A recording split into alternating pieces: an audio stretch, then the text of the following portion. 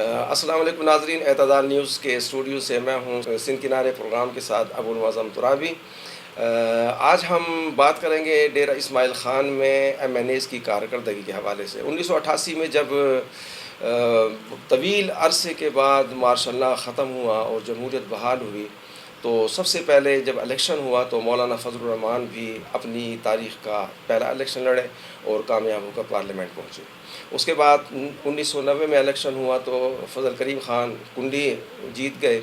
پھر 1993 میں عمر فاروق میاں خیل دوبارہ مولانا فضل الرحمان جیت گئے، اور 1997 میں جب الیکشن ہوا تو عمر فاروق میاں خیل کامیاب ہوئے تھے۔ اس کے بعد پھر مارشاء اللہ آ گیا۔ 1999 میں دوبارہ جب الیکشن ہوئے تو مولانا فضل الرحمان پھر منتخب ہو گئے، لیکن 2008 میں پھر مولانا فضل الرحمان کو شکست ہوئی اور فیصل کریم خان کنڈی نہ صرف ایم این اے منتخب ہو گئے بلکہ قومی اسمبلی کے ڈپٹی اسپیکر بھی بنے، اور اس طرح یہ سلسلہ چلتا رہا۔ پھر جب الیکشن ہوا تو 2013 میں علی امین خان گنڈا پور ایم پی اے منتخب ہوئے، صوبائی وزیر منتخب ہوئے۔ تو ان کی یہی کارکردگی تھی کہ جب 2018 میں الیکشن ہوا تو ڈیرہ اسماعیل خان کی جو دونوں سیٹیں ہیں وہ پی ٹی آئی کے حصے میں آئیں۔ ایک سیٹ پر جو ہے علی امین خان ایم این اے منتخب ہو گئے، آج کل وہ وفاقی وزیر ہیں،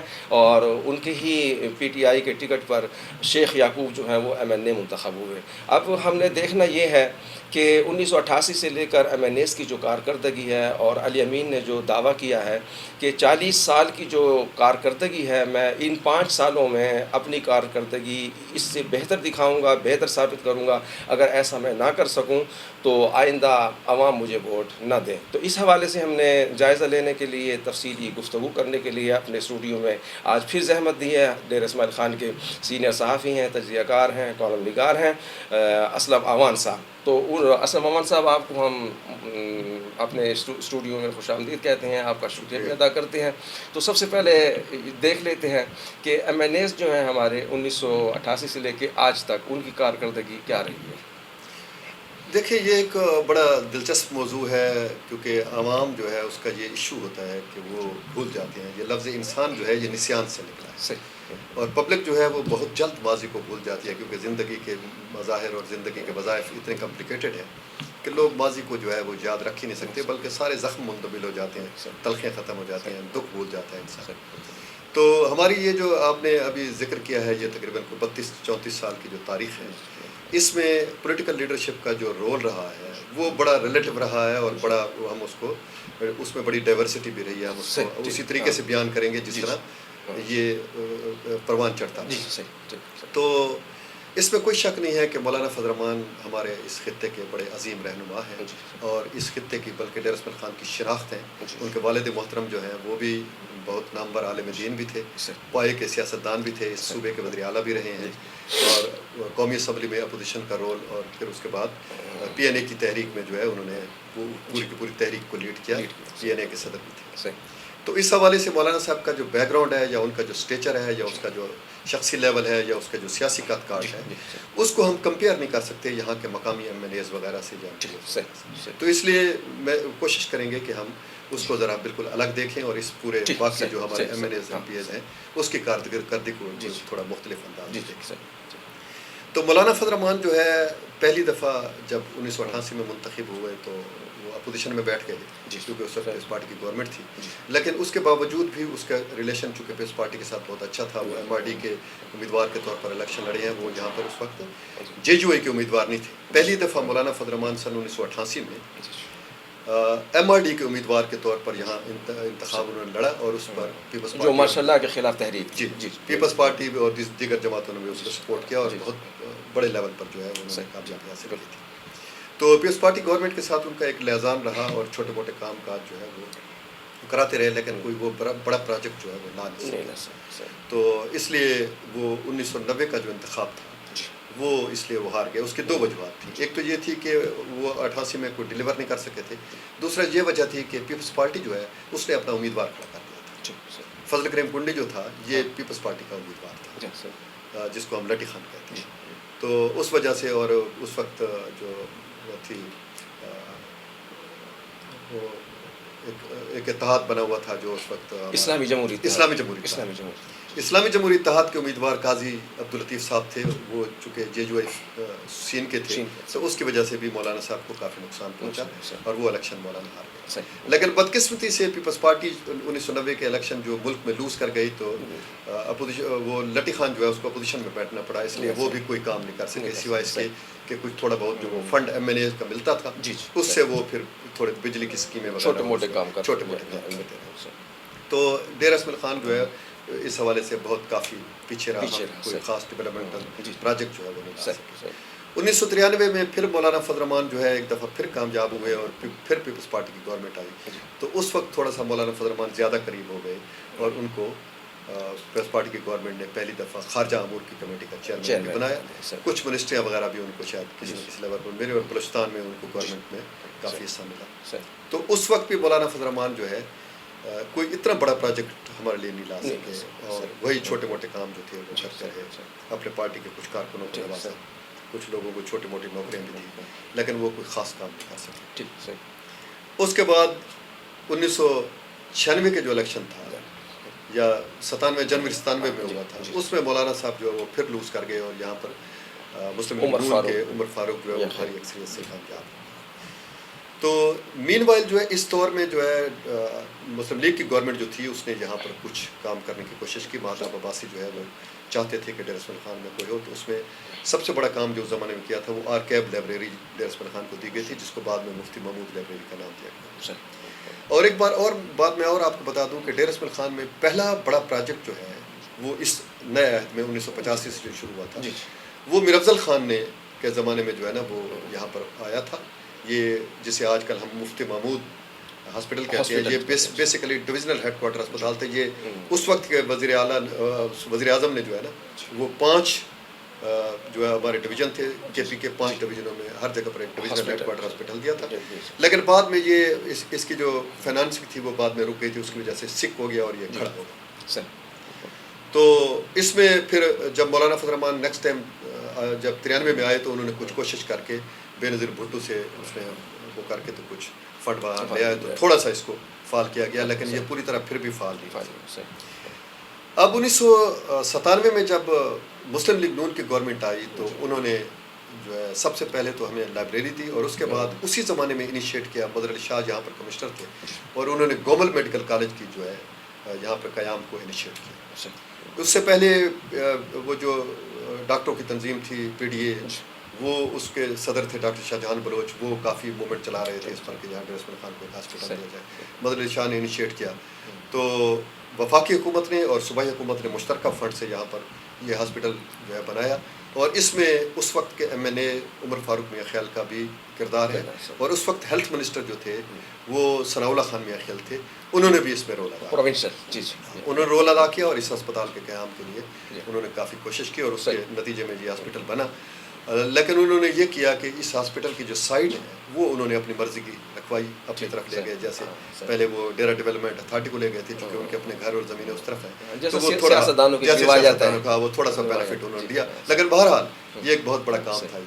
لیکن یہ پروجیکٹ بھی تھا, یہ پروجیکٹ بھی سک ہو گیا اور اس کی ڈیولپمنٹ رک گئی, اور یہ ایک جگہ پر منجمد ہو گیا, اور اس کی وہ Pakistan medical and dental council سے جو رجسٹریشن جو ہے وہ کافی مشکل ہو گئی, کیونکہ اس میں وہ جو فیکلٹی تھی وہ کمپلیٹ نہیں تھی, ڈاکٹر نہیں تھے, یعنی پروفیسر نہیں تھے, وہ ریکوائرمنٹس تھی وہ پوری نہیں ہو رہی تھی.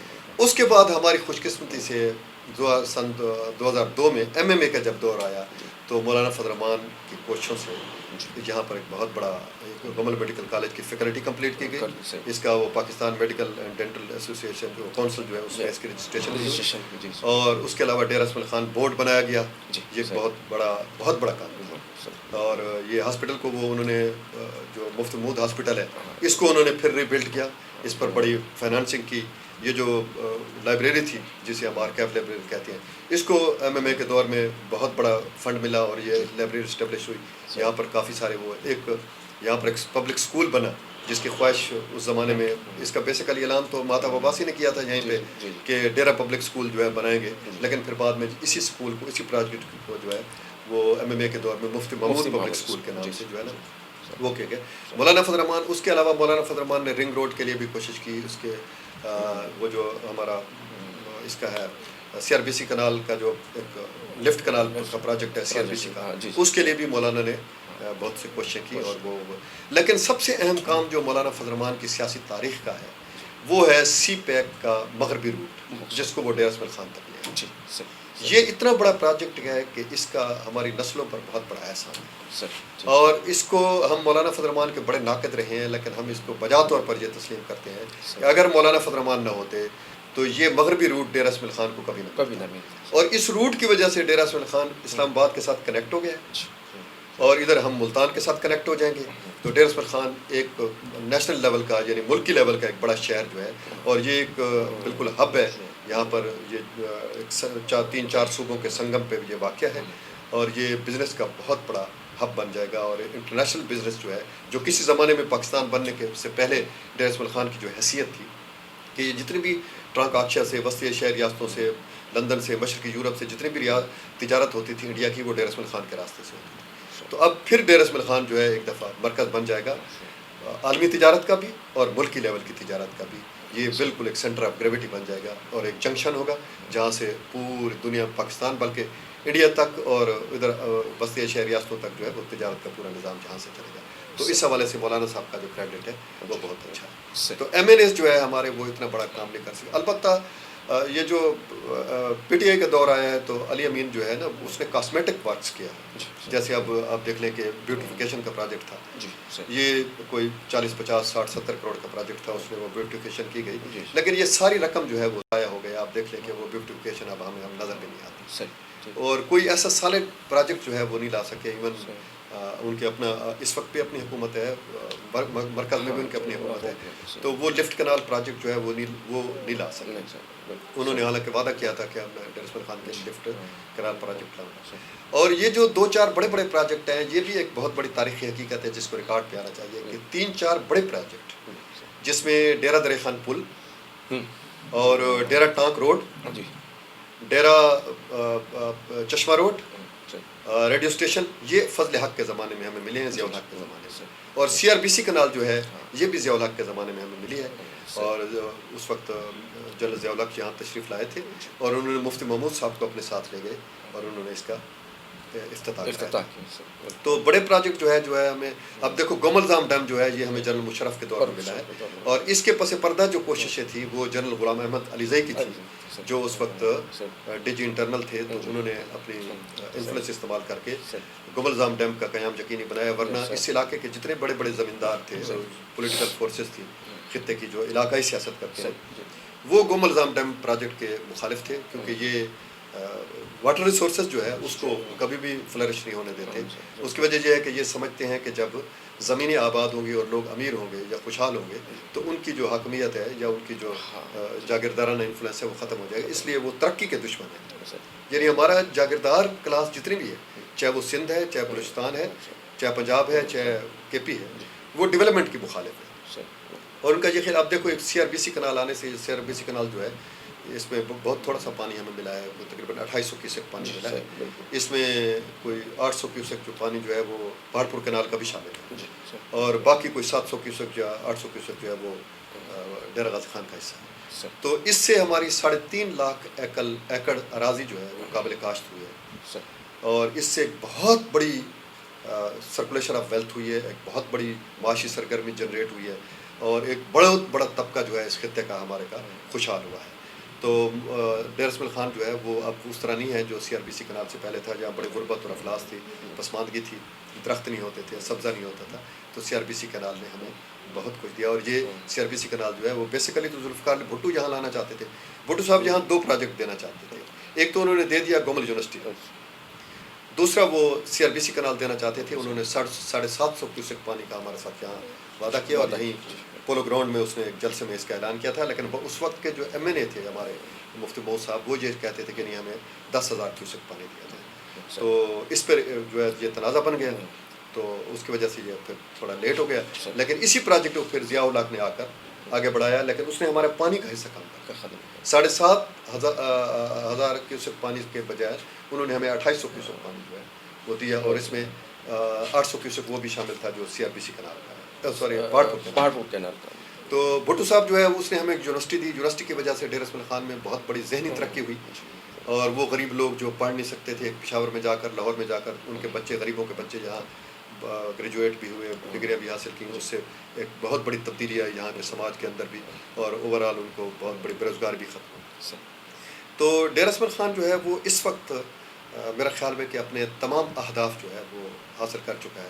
جو 60 اور 70 کی دہائی میں ان کے جو مطالبات ہوتے تھے کہ اپنا ڈیرہ دریا خان پل بنایا جائے, بزدار والا پل بنایا جائے, CRBC کنال دی جائے, یونیورسٹی بنائی جائے, ہاسپٹل بنائے جائیں, سڑکیں بنائے جائیں, وہ سارے اہداف جو ہے وہ کم و بیش ہم نے حاصل کر لی ہیں. ورنہ 1970 میں تک جو ہے نا یہاں یہ صورتحال تھی کہ اس موسم میں جس میں اب ہم بیٹھے ہیں, ڈیرہ اسماعیل خان پوری ملک سے کٹ جاتا تھا. یہاں پانی ہوتا تھا بڑا شدید, وہ جو کانٹوں والی پل, کچی پل ہوتی تھی وہ ٹوٹ جاتی تھی. اوپر بزدار والی پل میں پانی ہوتا تھا تو یہ سڑک ڈسکنیکٹ ہو جاتی تھی. اوپر یارک سے لونی کا رودکوئی کا پانی آ جاتا تھا, وہ ٹوٹ جاتی تھی. اور یہ چشمہ بیراج والی سڑک تھی ہی نہیں, تو ڈیرہ اسماعیل خان ایک جزیرہ بن جاتے جزیرہ. تو اب ماشاءاللہ ڈیرہ اسماعیل خان جو ہے اس میں سیاستدانوں کا بلا شبہ بہت رول ہے, لیکن اس میں بہت بڑا رول جو ہے وہ ہمارے فوجی حکمرانوں کا ہے, جس میں جنرل ضیاء الحق اور فضل حق کا کردار جو ہے اس کو ہم فراموش نہیں کر سکتے. فضل حق واحد آدمی تھا مردان کا, یعنی اس خطے کا, جو غیر متعصب تھا. ڈیرہ اسماعیل خان سے اس کو بڑی محبت تھی, اور انہوں نے ڈیرہ اسماعیل خان میں ترقیاتی کام کیے, خاص طور پر سڑکوں کے جال. ناظرین, آپ نے ہمارے پروگرام کا پہلا حصہ ملاحظہ فرمایا اور سینئر صحافی اور تجزیہ کار اسلم امان صاحب کی گفتگو سنی. یہیں پر ہم آج کا پہلا پروگرام جو ہے وہ اس کا اختتام کرتے ہیں. اسی کے ساتھ ابو المعظم ترابی کو اجازت دیجیے. اللہ حافظ.